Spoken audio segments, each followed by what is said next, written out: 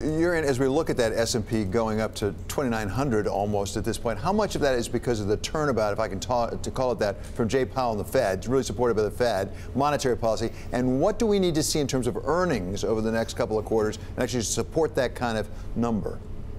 Yeah, so I look at the market through four lenses, earnings, rates, valuation, and sentiment. So we just covered sentiment, which is good. Valuation is in the middle of the range. It peaked at 19.5 a year ago, bottomed at 13.7 in December. We're in the 16.5 to 17. So we're kind of in the middle. The Fed obviously did its full pivot, and now the question, of course, is whether it should be cutting rates. And the yield curve, briefly inverted a week or two ago, and has now uninverted.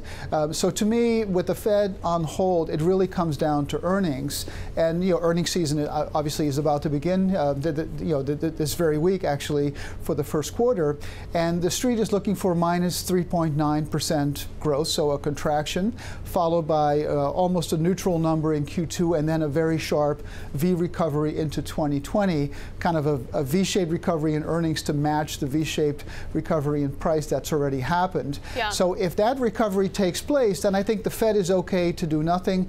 If that V turns into an L, then I think we have problems, and then the Fed will actually need to cut rates. So Jurrien, in a word, neutral or taking on risk?